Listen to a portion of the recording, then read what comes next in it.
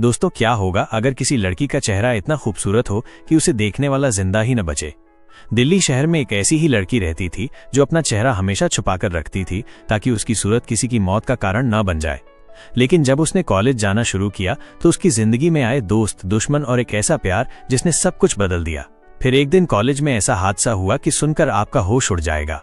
सच्चाई जानने के लिए इस दिल को छू लेने वाली कहानी को अंत तक जरूर देखिए।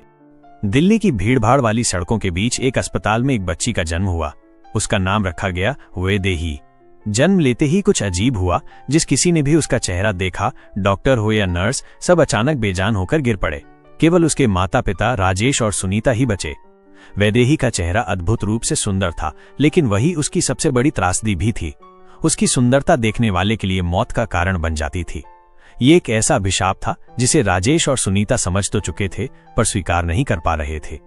छोटे से फ्लैट में रहने वाला ये परिवार वैदेही को दुनिया से छिपाकर पालने लगा। सुनीता ने तय किया कि बेटी को घर पर ही पढ़ाएगी। वैदेही बेहद होशियार निकली, किताबें जल्दी समझ लेती, गणित और विज्ञान में माहिर थी, पर उसकी बुद्धिमत्ता के बावजूद उसका बचपन अकेलेपन में बीता। खिड़की से बाहर देखते हुए वो अक्सर सोचती, ये फुटपाथ पर सोने वाले लोग भी मुझसे ज्यादा आजाद हैं।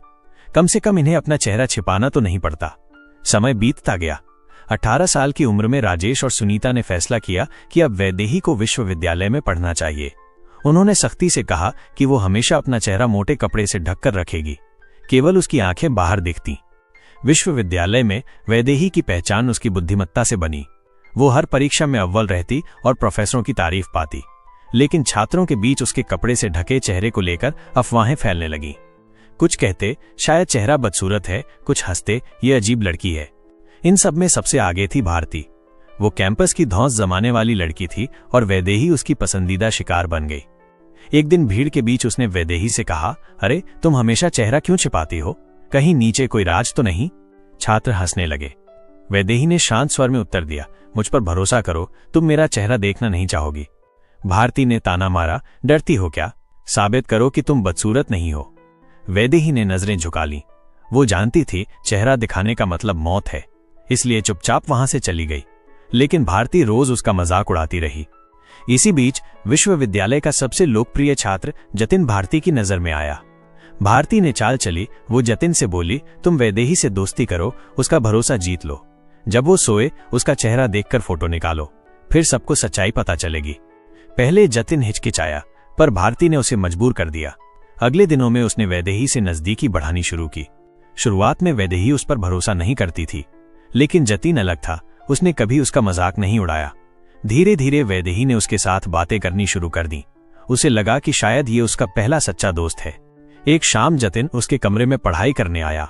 वैदेही ने उसके लिए चाय बनाई, पर जतिन ने भारती से मिली नींद की दवा उसमें डाल दी। वैदेही ने बेखबर होकर चाय पी ली और कुछ देर में गहरी नींद में चली गई। जतिन का दिल धड़क रहा था। उसने धीरे धीरे वैदेही के चेहरे से कपड़ा हटाया और जैसे ही चेहरा सामने आया उसकी सांसें थम गई। वैदेही का चेहरा इतना दिव्य, इतना मोहक था कि उसकी सुंदरता ने ही उसे मौत के घाट उतार दिया। कुछ देर बाद जब वैदेही उनींदी उठी, उसने जतिन को फर्श पर पड़ा पाया। वो स्तब्ध रह गई। आंसुओं से उसकी आंखें भर आईं। तुमने मेरी चेतावनी क्यों नहीं मानी जतिन? शोर सुनकर छात्र और पुलिस वहां पहुंचे। सबने जतिन का शरीर देखा।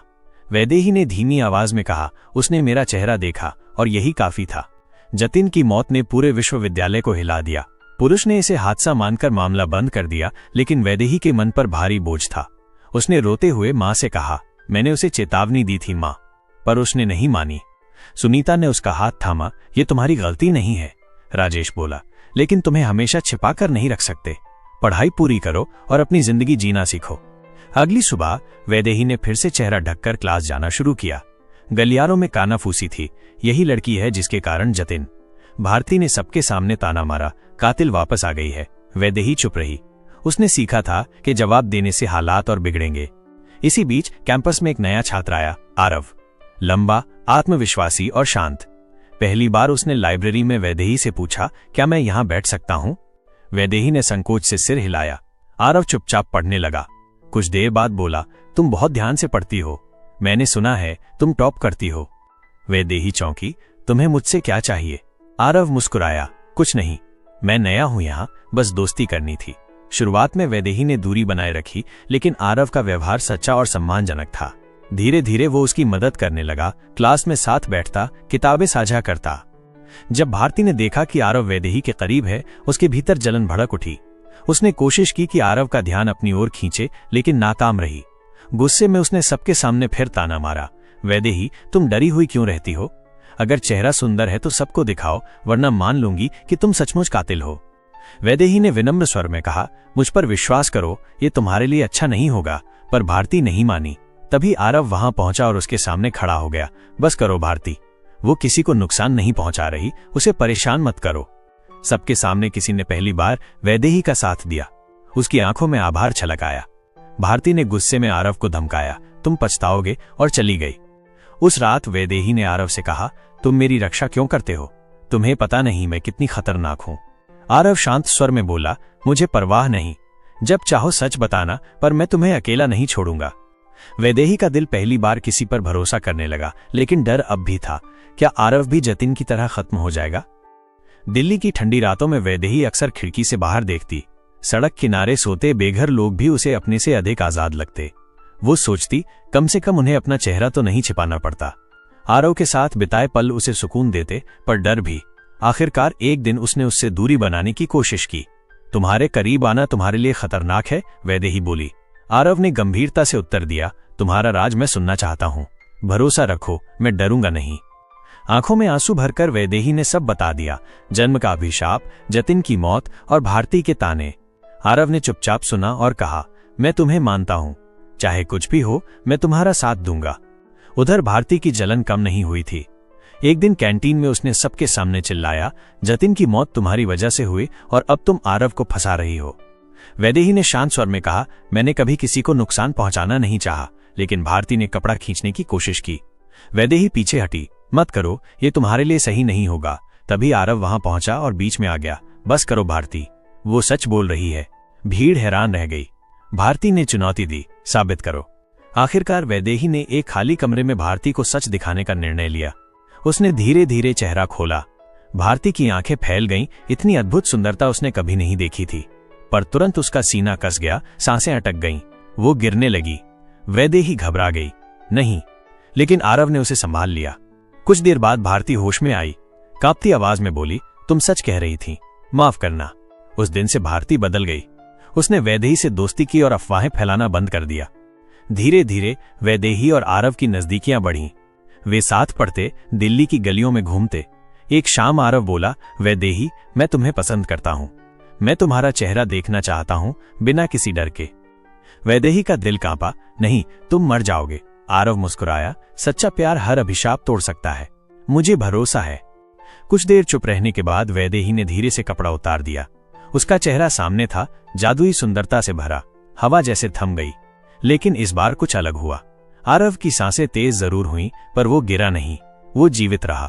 तुम बेहद सुंदर हो, उसने भावुक स्वर में कहा। वैदेही की आंखों से आंसू बह निकले, अभिशाप टूट गया। कुछ महीनों बाद परिवार और दोस्तों की मौजूदगी में एक छोटे से मंदिर में वैदेही और आरव का विवाह हुआ। अब उसे चेहरा छिपाने की जरूरत नहीं थी।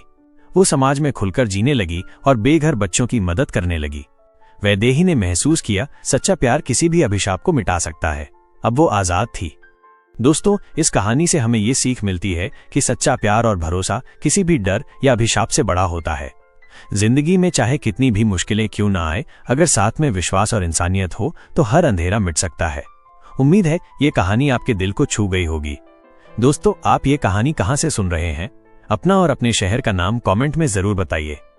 अगर कहानी अच्छी लगी हो तो वीडियो को लाइक करें और अपने दोस्तों के साथ शेयर करें।